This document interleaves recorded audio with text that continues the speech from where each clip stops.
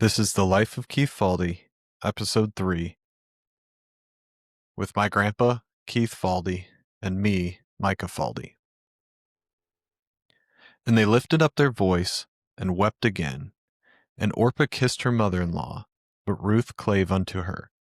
And she said, Behold, thy sister-in-law is gone back unto her people, and unto her gods. Return thou after thy sister-in-law. And Ruth said, Entreat me not to leave thee, or to return from following after thee. For whither thou goest, I will go, and where thou lodgest, I will lodge. Thy people shall be my people, and thy God my God. Where thou diest will I die, and there will I be buried. The Lord do so to me, and more also, if aught but death part thee and me. One of the themes which I've been continually reminded of is the consequences and the effects of the decisions we make. We know every decision has consequences, both good and bad. But what a lot of people don't recognize, or maybe would rather ignore, is the severity of those consequences. Our decisions never only affect ourselves. They affect our family, friends, even our enemies, our communities, and beyond. The consequences of the decisions you make don't even stop at the bounds of your life or your time here on earth. They affect the people you leave behind, and most importantly, your soul beyond this life. In this episode, we're focusing largely on the family, and we're going to hear some good and hard lessons about family.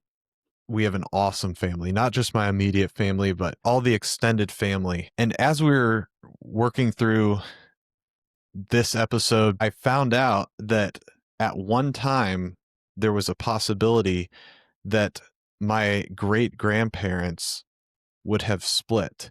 And Grandpa even mentioned that had they lived in a different time, they probably would have separated. But because the circumstances of the time, they didn't. But I think it's because they didn't that we have the family that we have now. And as we go through these episodes, if you didn't know anything about them, you'll know they weren't perfect, but they continued and they endured, and they had no idea on this earth how much they left behind, how much that would come out of them staying together. And that was my takeaway as we talked about this family history. The decisions that you make will echo on for years to come in ways that you cannot even imagine. So don't take those decisions lightly. So with that, let's go ahead and get into talking about your family and what was your family like in those younger years? Yeah, we went up, we were talking there up through some of those early years and some of all the experiences and everything. Uh, a little bit here at first about my parents, my dad and mom, and what life was like, and what maybe I learned, lessons learned, and a few things about them. I know a lot of people might be a little bit interested, at least in what kind of people were they and what kind of home do we have and all that sort of thing. But yeah, um, uh, earlier there in some of the things that Mike had put together about background. I think there's quite a bit of background there. My dad, was Norwegian. Their family all came from Norway. My mom's side had been in America for a long, long time. In fact, somebody traced her ancestry all the way back to John Alden coming over on the Mayflower. I don't know how much, truth there is to that. But I guess, they felt pretty confident there was a connection all the way back. So she was mostly English. So there was quite a bit of difference there, really, in family background. Um, they had gotten married back in 39. My mom had, uh, okay, just a little bit of background there with my mom. She had gone to actually a Bible college. Her her side of the family, her mom's side of the family anyway, was Seventh-day Adventist, and they were very uh, the, sincere with their Seventh-day Adventist beliefs and following that and everything. And so she had been brought up that way, and then she had gone to a Bible school, I think over in Michigan somewhere. There were a lot of things about my mom's education I just learned in the last few years at family reunions, going through stuff that Connie had, and Daryl too. And as and Pete, we'd sit there and look through this. We're like, oh, really? Because my mom never talked about those things much at all, and with reason. I'll share in just a minute. But anyway, my mom had gone to a Bible college for a couple of years. I don't know if it was a Bible school type thing or what it was. And then after that, she went to the River Falls Normal School, it was called. I graduated from college there at UWRF eventually, University of Wisconsin at River Falls. And that's where I met Grandma there too, in a student group there, a Christian group on campus. But um, my mom had gone there way back when it was called a normal school.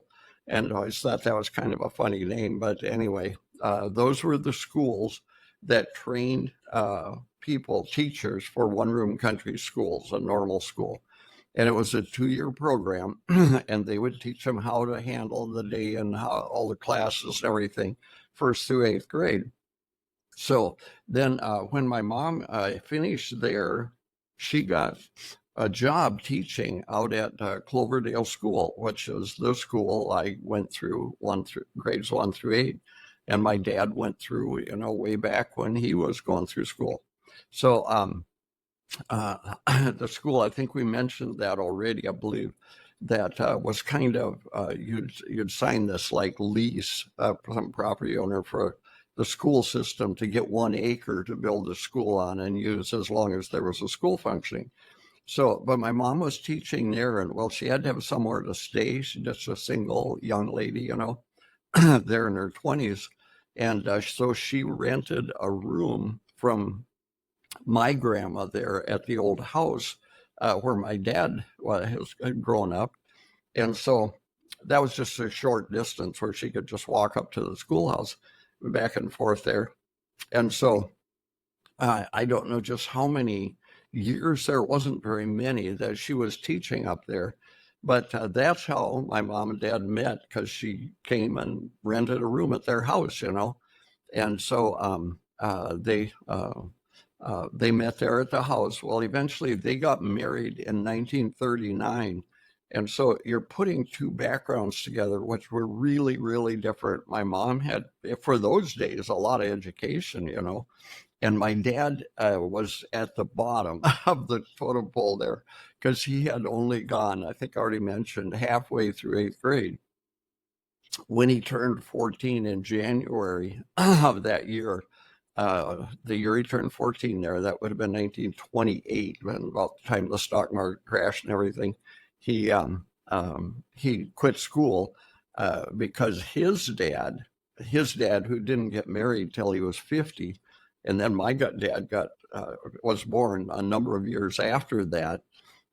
His dad was getting very elderly. There were a number of girls there in the family, and my dad's younger brother. So they needed my dad to get to work. So he started taking over the farm. Well, so he started working full time at farming and everything when he was 14 years old. And then when he was 18, his dad passed away. He was 80 years old, 80 or 82, but I read about 80. He passed away. So my dad, it was kind of fell on him to take care of all the farm and the family and everything. And his mom was still really in charge, but my dad was responsible for everything to make everything go. And but they all worked hard, you know, milked a lot of cows, and so it was a busy, hard life, you know. But my dad didn't have much education. He was very intelligent. He could figure things out. He used to surprise me as a kid with the math that he could do, you know. And like if we had a kind of a bumper crop of corn or something, and he had to put up some temporary cribbing to put it in. He could look at the field and say, it's about so many bushels per acre, you know, and he could just sit down and figure out, you know, I put up a round corn crib, made a snow fence like we did back in those days, a temporary thing. And he could do, you know, pi times radius squared times height, and figure out volume and change it over to bushels. And, you know, he'd be like, okay, we're going to need about this much room. And so let's go for it, you know. And I'd be like, how in the world did he figure that out as a kid, you know? But anyway, so my dad didn't have then a lot of formal education. Well, when my dad and mom got married then, see, we don't know when we sit here sometimes and speculate when we're together there, what all happened back there. But our mom just never talked about her education. And I think this was because she didn't want to make our dad feel inferior. You know, she had way more education than he did. And, but she just kind of put that aside and just never referred to it. So, so we knew she'd gone to the normal school, but we didn't know anything about the other training and all of that. And she just never talked about it. So, you know, I think that was, and this is one thing, you can see this sometimes in couples where sometimes where the wife has either like way more experience, way more education, um, just way more business sense or whatever than the husband, that sometimes that's a real problem in the relationship. And that's a real problem for the guy, especially if he's a bit of a chauvinist, you know, that's kind of like the man's in charge. And which, you know, the man should be the head of the house. And I think my mom, even though we're just kind of in hindsight look at that, she really respected that, you know, that at least, you know, up to a point. So when I was little growing up, a lot of things I didn't know about their background and everything, but life there was, I think I've said before, it was really pretty fun. You know, my memories were good, pleasant memories of when I was real little, still living at my grandma's there and just playing and having a great time. And then after we moved to, we started working, Leon and I did, and then Jim later, as he came along at a really young age. You know, we would start doing things, but we didn't have to work all the time. That was kind of like seasonal or depending on what was going on there during the year. But Dad started giving us chores real early, and that was one thing that I think we really got from our dad from an early age. You know, even though he would be taking care of all these pigs and everything, he used to give Leon and I a couple of runts. You'd always have a few little pigs that wouldn't do much. They were small and didn't seem to grow very well. So he'd give Leon and I two or three of those to raise. And we would put them in a pen and we would just coddle them and take care of them and everything else and raise them up. And we'd succeed at getting them raised up, and then we'd sell them and get a little money that way. So, so that was an interesting thing. But Dad's thing, I just remember some of this, you know, and it still affects me today. I'll get up in the morning to make coffee, and most of the time I'll look at the dogs' dishes and like, okay, do the dogs have food and water? Because my dad was always like, okay, guys, you have to go do your chores first, and then you come in and eat breakfast. The animals have to be taken care of first, you know. And he just kind of ingrained that into our heads, which was Interesting, but a really, really good point. Taking care of your responsibilities, and this is 7 days a week, because animals had to be fed and checked on and all that kind of thing. So that was a really good lesson we learned from our dad, really, as we were growing up. And then we got more and more involved, of course, with just taking care of major stuff as we get a little bit bigger.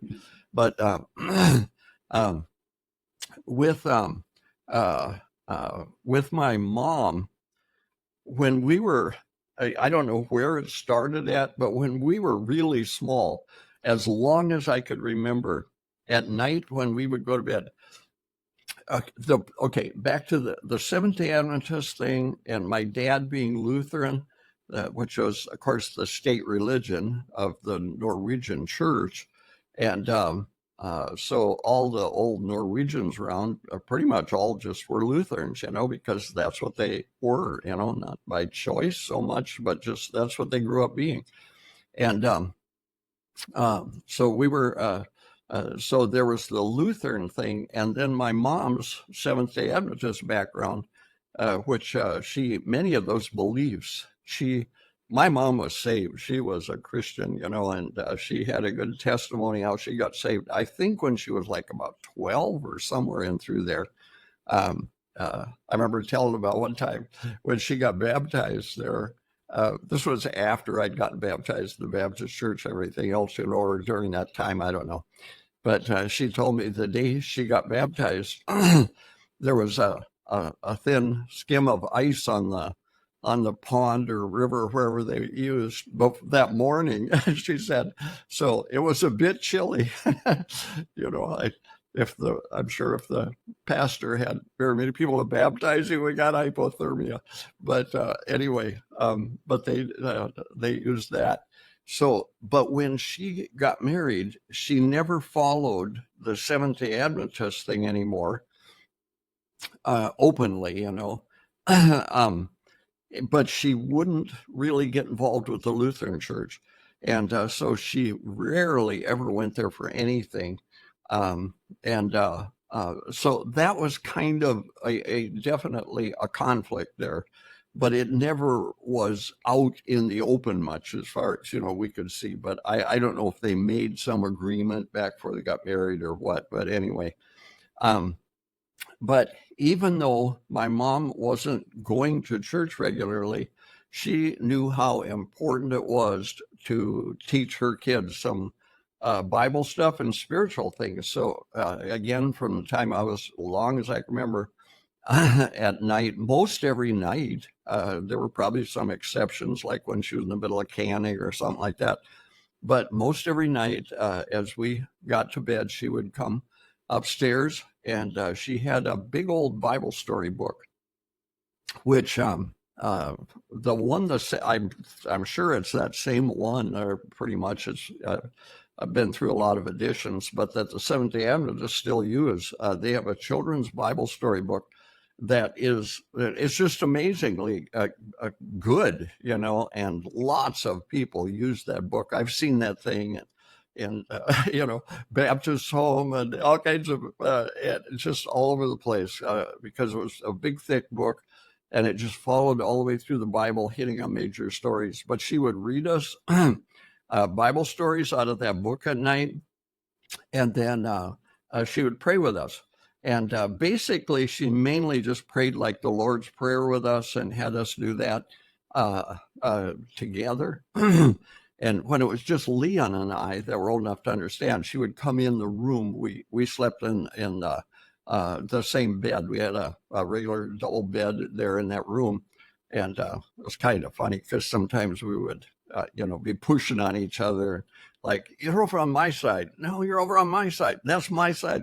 We'd get to arguing, and my mom would have to come in there. She'd go stand at the end of the bed and say, okay, I'm looking at a line right down the middle, and here's who's crossing it, and kind of had to get us crazy boys straightened out. We were little, but she would come in there and have devotions with us.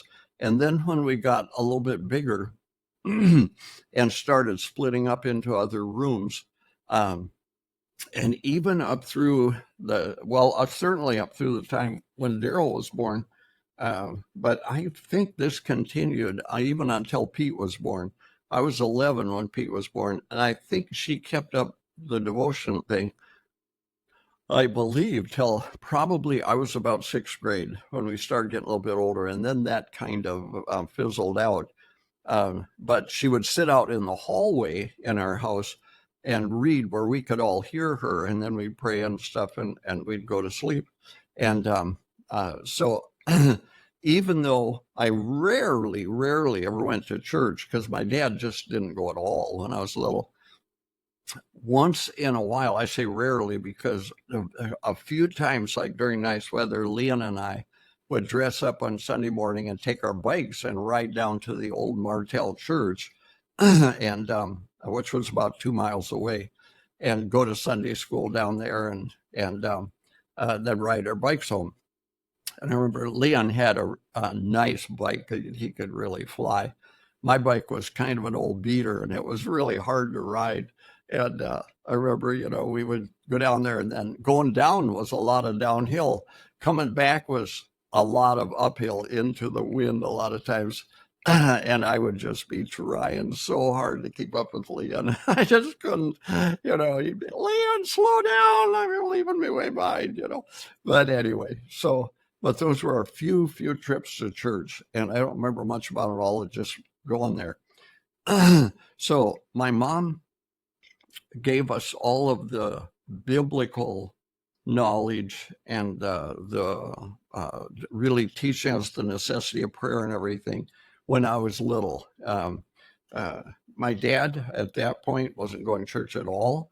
But one thing that we had to do, as far as the spiritual side of it goes, when we got to confirmation class age, going through the catechism classes and everything, we had to go through that at the Lutheran Church. That was just, my dad's the law really at our house. So we all went through that. It was a 2-year program. You'd go through there with the pastor, and you had to memorize a lot of stuff. You had 2 little books you worked through. One was a Bible history book, and the other one was the catechism, which I still have that book somewhere, I believe. And and after being saved and studying a lot, one time I pulled that out and I went back through reading that book, and I was like, wow, this book had so much truth in it, so much great stuff in it, and of course there were some things that are just more connected with Lutheran theology or something, but not much. It was just basic Bible stuff, and really salvation was clear in it, and just the challenge of it being personal and all of this. And I reading that after you're saved, you look at it and think, I went through all of this for 2 years. Why didn't I get this back then? And I've met people with Lutheran background a number of times in life that said, yeah, it was in those confirmation classes that they gave their heart to the Lord. And I could really see why, but I didn't, I just, anyway. But I did work hard to learn all my stuff and everything and so on. But anyway, those early years were, we just had a lot of fun times with my dad and mom. And I think I mentioned before, there may have been more issues there than I was aware of, but I wasn't aware of much. But when they started really coming to the forefront was, again, when everything started falling apart financially. And my uncle left there, my Uncle Floyd, and went and got a job up in Minneapolis. And I never heard this a lot myself, but some of my brothers did. And they said, no, this was really an issue. I know my dad talked about it some, but never a whole lot. But apparently, after Floyd had left and things were not going well at all, my mom was really pushing my dad to just sell out, just have an auction, sell everything, sell the farm, and go get a job somewhere, and get a regular income. and be kind of normal people, instead of all this, making do in life. And he was dead set against that. Oh, I know he was really against that sort of thing. He was just going to run that farm, all his life, which he did, and make things happen. But I didn't know it was such a huge issue. But some of my brothers did, and they really picked up on that, where I guess I never did. But a lot of things I learned from my mom. One was just her hard work and her patience. And even though she wasn't going to church, just the godly character she had, and how she was able to put up with so many difficult situations. And she didn't react very well a lot of times with my dad. They'd get in huge arguments and everything else a lot of times, like I mentioned before. And it was very, very discouraging and everything there in my 7th grade, 8th grade years, there, and going on into my early high school years. And I mean, the arguing and fighting about stuff went on after that even, but things changed as you got a little bit older. But my mom, I've already said before, she used to, she had 5 boys, no daughters. And back in those days out on the farm, it was pretty generally the girls that did all the housework. And even though a lot of girls would go out working the fields and everything, I mean, our neighbors had several daughters. And my goodness, they baled hay and pitched manure and did everything. They were tough girls.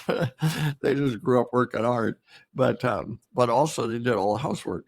So my mom never tapped into her sons to get out here and help me, wash a few dishes, help with this or that, sweep the floor. And I mean, I was just like, we'd hardly know which end of a broom to take hold of. She told us sweep the floor. What do I do with this thing? But because we just didn't. And that was one thing later on I just felt really, what should I say, guilty about, was that we just didn't lift a finger to help my mom. It was all about the outdoor work, the farm work, the sawmill, all of that. And we worked hard, long hours, but everybody did. And, but my mom, the canning, the big gardens, the washing clothes, and everything just fell on her. As far as taking care of these 6 men, my dad and me and all my brothers there and stuff.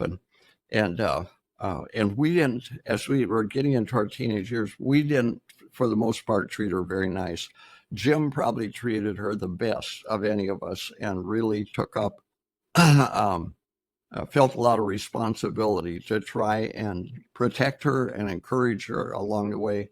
I didn't, unfortunately, back during those days, but my mom just taught us a lot through steadfast, staying at it, and responsibility, I think, is a key word looking at her. She felt the responsibility of, I have these 5 boys to raise, and this is tough. And life was really tough for her in a lot of ways, but she stayed right there with it. There were points there where things got really, really bad between my parents, and I wondered, are they going to stay together? And actually, I didn't know this until just the last couple of years talking to Sandy, but my sister-in-law, Sandy, Jim's wife, but she said, my dad at one time had called Jim aside there, probably in the time frame when he was 13, 14 years old, I'm guessing, maybe 15. And I was somewhat older. I didn't become a Christian until I was 19. So it's before that, doubtless. And my dad asked Jim, he said, now, if your mom and I split up and go our own direction, who are you going to go with? And Jim said, Jim had told Sandy, it just hit him. kind of hard. And he said, I just sat there and didn't say a word. And he said, our dad said, well, I guess that's my answer then, you know. And but they never did, which I think is a huge, huge lesson. No matter what happens in life's pathway for a couple, stay with it. Just figure it out and stay with it. Because down the road, if you don't, you're going to regret it in a lot of ways. And if you do, it will pay dividends down there somewhere down the road. Because my mom lived, even though she died of cancer way back in 1981, when she was in her like mid 60s, 66 or 67 there. um, she lived to see all of her 5 boys get saved, and all of us, you know, basically living for the Lord on different levels and doing things.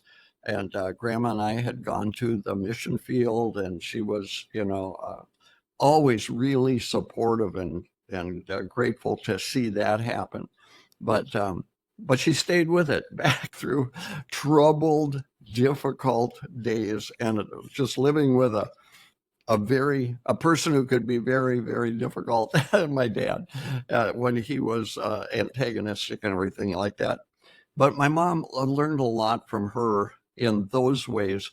Um, not so much, not much at all, of mom just sitting down talking to us about life and life's lessons and things like that. She taught us more with her actions by far. And but the Bible training, I feel like was a huge, huge thing to just, it left in you, even though I rejected all of that, really rejected it during my mid-teenage years.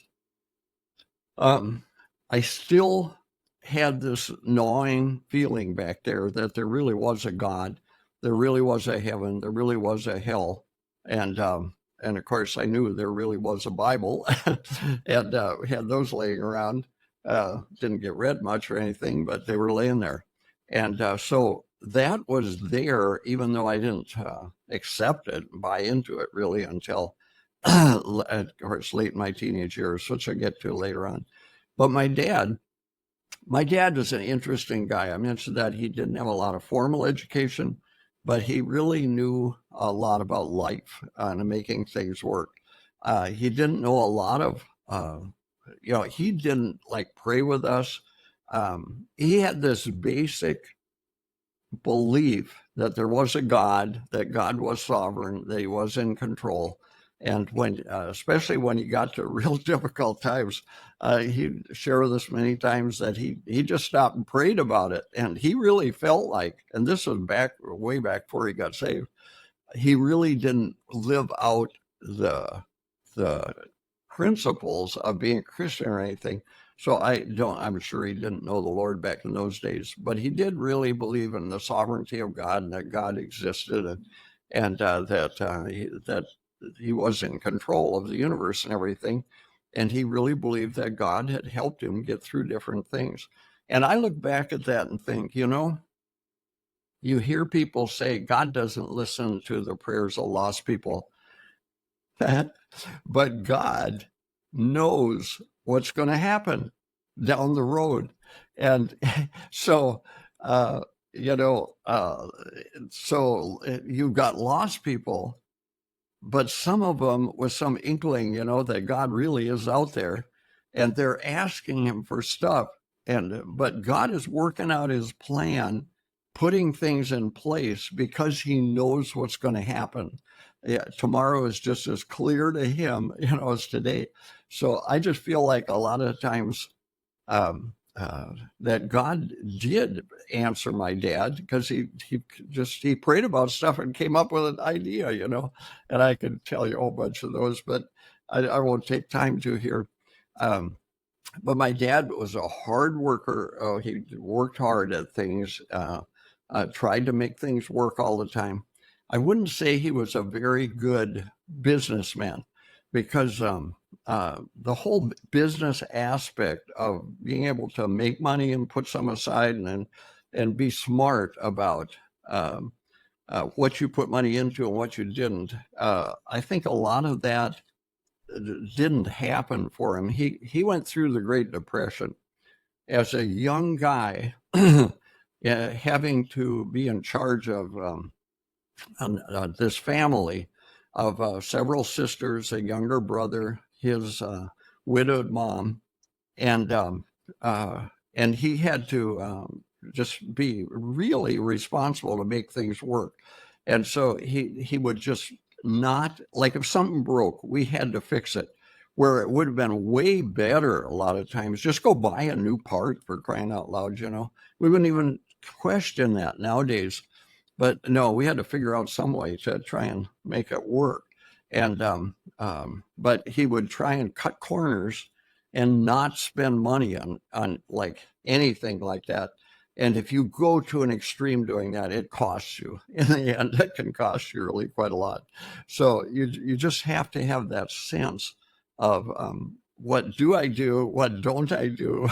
What do I make work? And what do I actually go out and spend a little money on, you know, and hire somebody to do or something. And so in that way, a lot of his depression years growing up, I think, came through with a lot of what he did. But when we were younger, I remember he would take us fishing sometimes in the summer. And I remember some of those times, they were just good times, you know. And we would go fishing down on the Mississippi River sometimes and catch sometimes quite a bunch of fish sometimes down there. And he took us up other places. We'd catch sunfish and on some streams and started taking us hunting. I think I mentioned before, even when we were real young, when I was about 11, I started squirrel hunting and things. Eventually then, I think when I was 15, I went deer hunting for the first time. And then when I was 16, that was a memorable year. I got this huge buck. And it was probably the biggest buck I ever saw, yeah, hunting in my whole life, you know. And I've got the old rack from it still today. It's antlers, you know. So we had some good times there. But as things got more and more difficult, my dad had which I didn't recognize, didn't understand until much, much later. He had a certain problem with suspicion and paranoia. And the paranoia thing can really develop into a problem where when something goes wrong, you think somebody did something or somebody's out to get you, you know, or somebody's trying to make you fail. And and that just developed more and more. But as a teenager working with him all the time, I tended to react to that more in the sense of you're crazy, you know, and get mad at my dad more than buy into what he was talking about. And because it was just like, you know, the neighbors aren't doing this, mom's not doing this, somebody else is not doing this, you know, this just happened because life just happens, you know. But my dad, it was just this paranoia thing can be really, and it developed more and more as it went on. And boy, it was a difficult thing. And even when he was in his 80s and mom had been gone for a long time, I know I'd go to visit him occasionally. And as you spent time with him, you know, you could converse and talk about things. But every once in a while, some of these memories would start coming back to him. And he would start in, yeah, this, blah, blah, blah, blah, blah, and so on. And I would just work my head off to change the conversation, you know, because I didn't want to hear all this again. I'd heard it so many times, but that was difficult. And it was difficult during my teenage years there. And, but my dad, some words to describe him. One was honesty. Oh my goodness, my dad was honest to the nth degree. We'd be running the sawmill, and during a day's time, you know, we might have 4 or 5 different people come in, buy a little bit of lumber, bring a few logs that we would saw or something or another. And so there were people in and out almost every day of the week, besides us cutting lumber to haul to Minneapolis and everything. And at the end of the day, my dad would sit down and go through the receipt books, that we would fill out.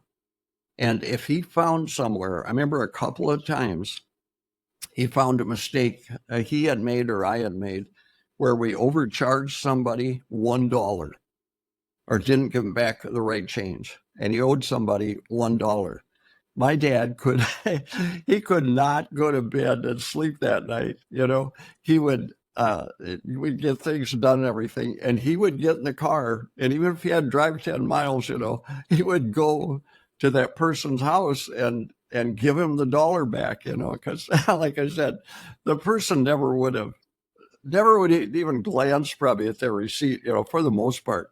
But he could not have anyone think that he had cheated them out of anything. And it was just a deeply deep thing in his character, this thing about honesty, and of course, for kids growing up, that is a great thing to see, even if you thought it was a bit crazy. But you saw that just like, I've got to be honest. I've got to treat people right.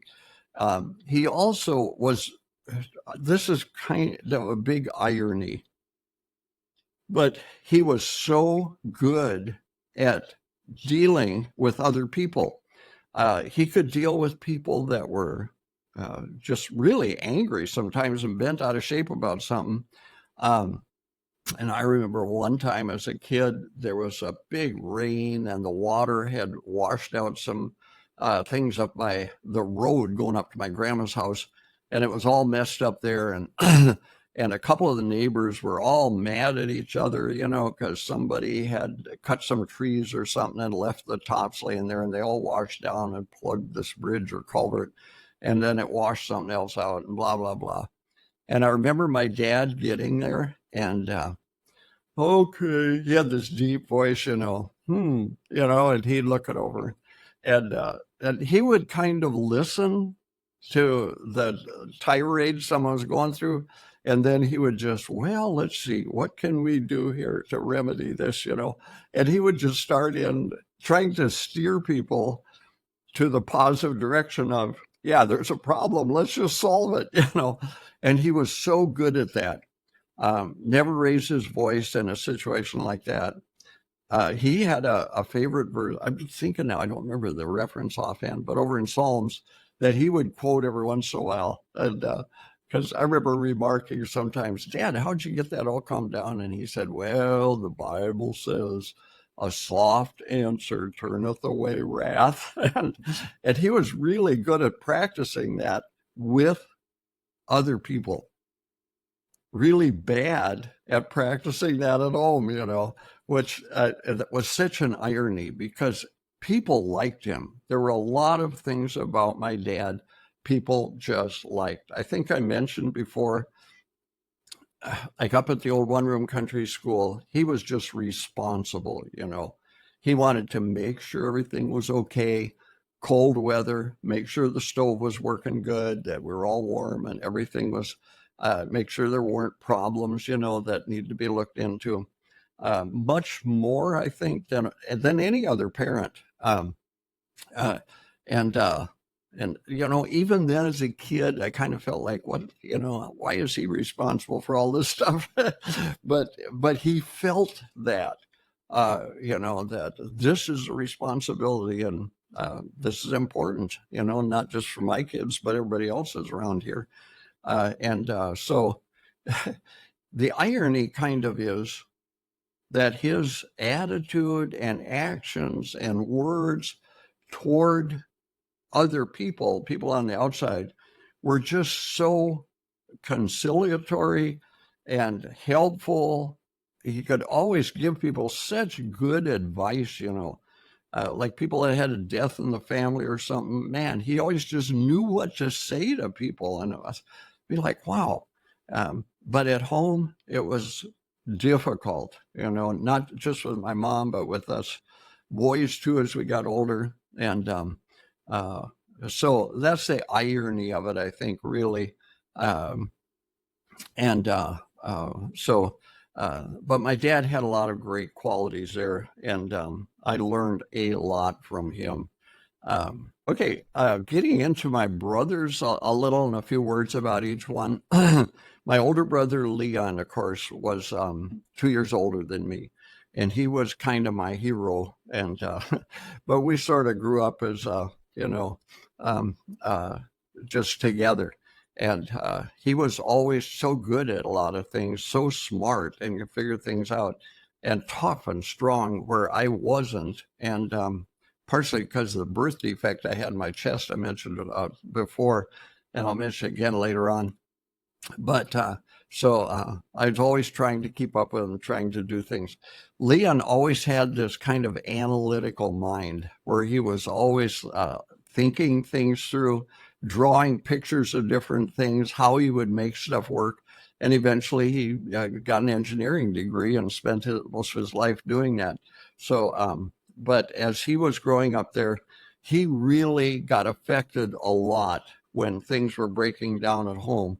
Being a couple of years older than me, I don't know what the difference kind of would be there, but he got really upset with both my parents. I think he probably remembered all the good years even more than I did, and then really resented that it had all gone bad. And he got so upset with my mom. In fact, he's told me that after he turned about 15, I think, in 10th grade, something like that, that he never talked to my mom again except just, where's my clean clothes or where's this or that. And he just would not converse with her in any level beyond that. But he didn't get along very good with my dad either. He was real active in school. He got real active in church. He'd sing in the choir. He was out for wrestling at school and everything. But his goal was he took German, and they offered German at the Ellsworth High School. He took German as much as he could because his goal was to join the Air Force, and he eventually wanted to go to Germany and spend a bunch of time there. So, but when he turned 18, he left. And I'd mentioned some before about, he used to skid logs and do that. And when we actually got going with the sawmill, though, he didn't do much. That was towards the end of his high school, and he was stayed involved with other things. So I don't remember him helping a lot with that. And then the summer when he turned 18, he left and went off to the Air Force and never did get to Germany. After basic training, he went to Biloxi, Mississippi, to a base there for electronics school. And he did so well. He had such a mind for stuff like that, that when he finished his training, they said, boy, we need an instructor, another instructor. Would you stay and be an instructor? So all the rest of his 4-year stint, he lived in Biloxi and he never got past that. So anyhow, and then his life went on, and he had a failed marriage there because he wasn't a Christian or anything. He married some lady, and and my dad kind of liked her. She didn't like my mom, and my mom didn't like her. So I keep hearing stories about that. But eventually, when Leon got hepatitis A, about the time more or less that I did, up in the 80s, I believe. He was almost dying in the hospital out in New Mexico where they're living. And his wife had left him and shacked up with some other guy. And so eventually he did marry a Christian, and they were married like 20 some years. And eventually he came to know the Lord, and we all did. Anyway, he had a long, interesting life there, but I always respected him. Always thought he was my big brother and all that. So he was a lot of interesting stories I can tell you about him growing up, because we were kind of crazy. We were just crazy boys. We do all kinds of crazy stuff, which amazing we didn't break more arms and get killed along the way. But anyway, then I was second. A couple of years later, he was born in 44. I was born in 46. Then Jim came along 3.5 years later. So he was born in 1949. we'd always kind of kid about that. An hour and a half before 1950, because he was born on New Year's Eve, like that, almost in the middle of the night. His birthday was there. We'd always, have big celebration time because he was born on New Year's Eve. Actually, 5 boys in our family. I was born on the 4th of July. Daryl was born on Easter Sunday. Jim was born on New Year's Eve. So it was like interesting. And so Pete and Leon were the only two that weren't born on a holiday. But anyway, so Jim came along. Now, Leon was really smart, but Jim was probably just from academic intelligence, but just intelligence and talent. I believe Jim was just miles ahead of all 5 of us. He could do like anything almost without having learned it. There's all the stories about his middle daughter, Stacy. She was playing the piano one time, and he was like, "Hey, let me sit down." So he just sat down and started playing, and everything just made sense to him. He made awesome wood carvings. He could paint. He'd make statue stuff with his chainsaw out of wood, but eventually he got into building houses, and he built some awesome custom houses with things in them nobody would even think of, but eventually he quit the custom thing because you can make a lot more money, just have a plan and follow it, and sell them rather than get so complicated and everything. But Jim was a hard worker. But when he was young, he was kind of the black sheep of the family. The rest of us didn't really get into partying and carousing or anything like that, just like ever when we were teenagers, young, but Jim did. When he turned 16, he got a job. He was always working hard. He'd have a job somewhere, and he was going to school. And I think he started off setting pins in a bowling alley back in those days when you had to set them by hand back there. And but Jim, when he turned 16, he got an old beater of a car, and he was just out. And he'd go partying and everything. He didn't talk about it a whole lot, but he got into drinking quite a bit with that crowd and stuff. And he smashed up a few cars and just ripped the transmission out of others. And he was just really pretty wild and crazy. But he survived those years, but he really was a hard worker. And then he married Sandy when they were 19. And Connie was born the next year, their firstborn. It was the first of my parents' grandkids there. And then they had 4 more kids over the years, all spread out and everything. But Jim wasn't a Christian there for a long time. When I got saved later on, when I was 19, and Jim then that same winter turned 16, and I witnessed to people in my family a lot, but I could not witness to Jim just outwardly, much, because he just ridiculed me and made fun of me and going to church and being this goody guy. And why didn't I go out with him and his friends? Let's go partying. No. And but I prayed for Jim every night.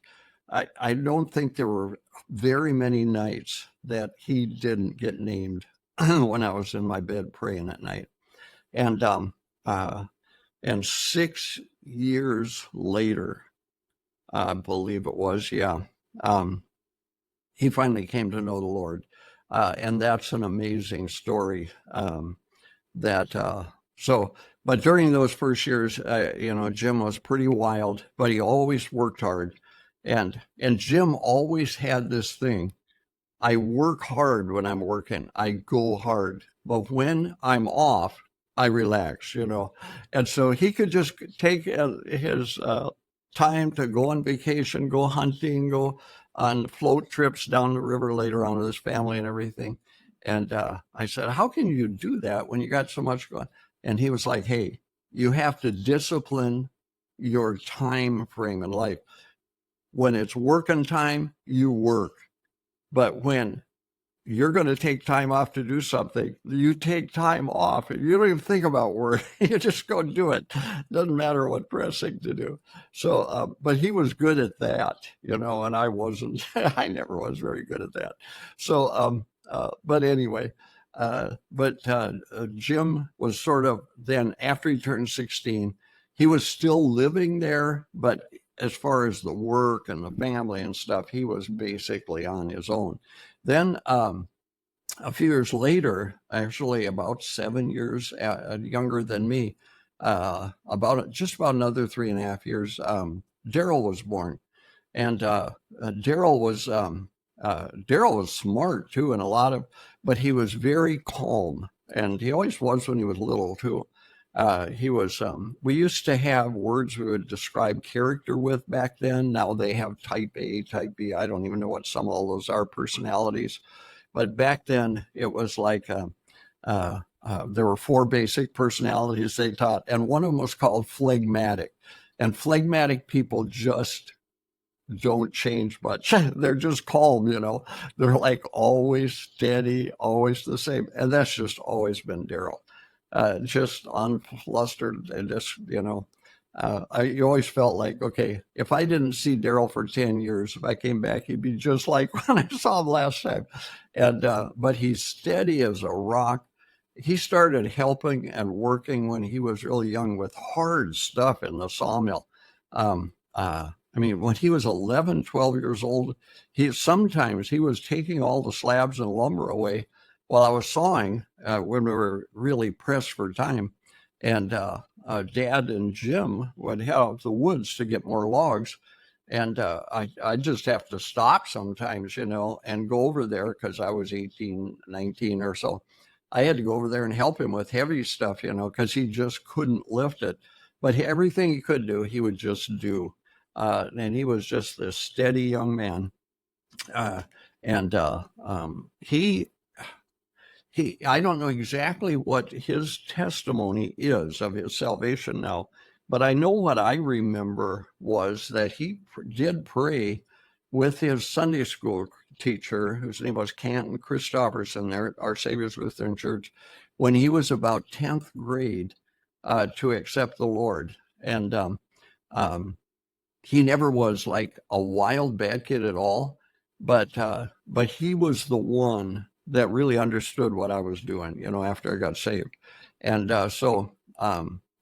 and we did a lot, even though we're 7 years apart, we were the closest, certainly for years and years of any of our brothers there in our family, because we just clicked, we would hunt together, fish together, work together. And then we wound up teaching school together down the road later, not together, but he was teaching at Christian school, which he still does today. So that was Jim kind of growing up. Pete came later, 11 years after me. That was Daryl. Yeah, I'm sorry. I think I mentioned that, but yeah, that was Daryl, steady, calm, rock solid. And then Pete came along. My mom got sick with German measles when she was pregnant with Pete. And that's not a good thing, because German measles with a pregnant lady can be a problem. It can lead to various birth or defects and, physical things. And Pete never had good hearing. His eyesight was never great. Pete is a smart guy, but when he started elementary school, nobody knew it.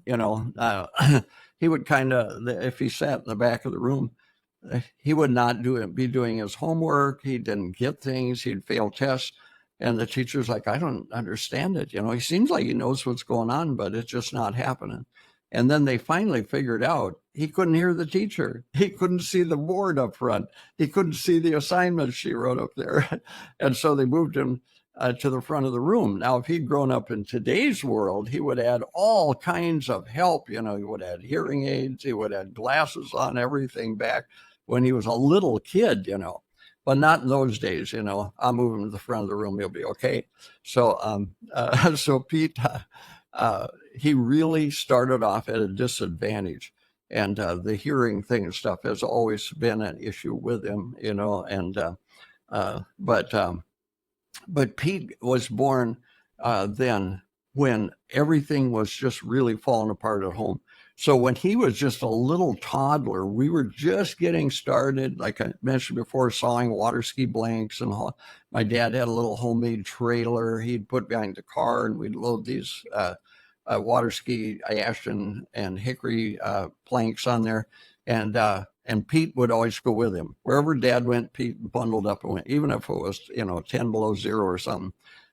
So Pete just hung with my dad all the time when he was little, and Pete was there with my dad till my dad died, right there in the house, when he was 87 years old. So he had a long history with my dad, and Pete heard a lot more stories and knew a lot more than, and so I never had much of a personal relationship with Pete because there was such a big difference in age. Uh, when I started college, when I was 23, Pete was only 12, and he was, we're helping work on the farm, do different things, but it was like we were in different universe, and so he was just kind of my little brother that was there.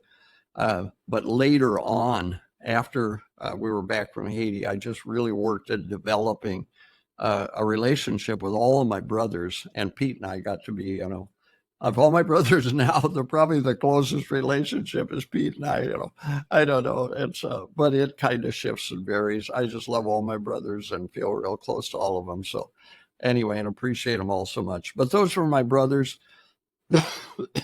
and all different, but in some ways all the same. And that was growing up there. So, but Pete kind of started off life growing up in the midst of the real troubled years there.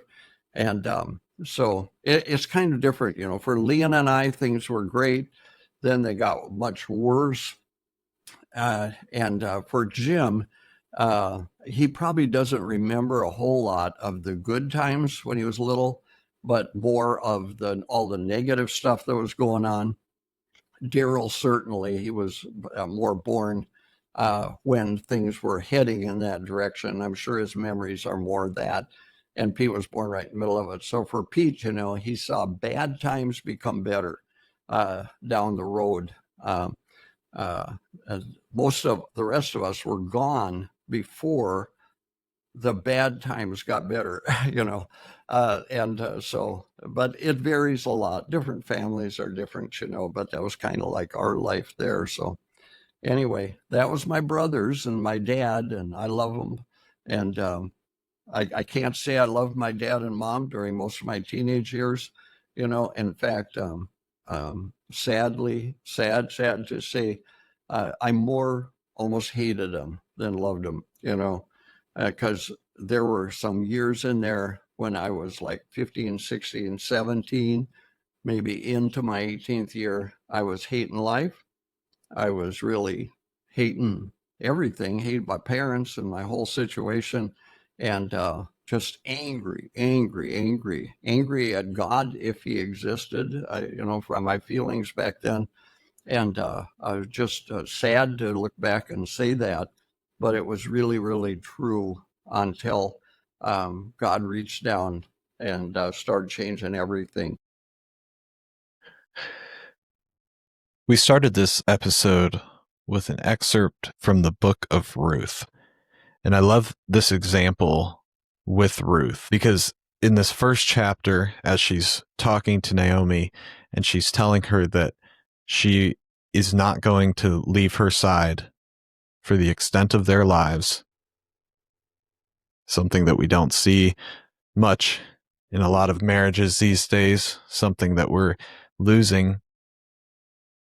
She decides to keep the family together, to follow God, and to do what she believed was right. And little did she know that after many, many generations, it would lead to her being an ancestor of Jesus Christ himself.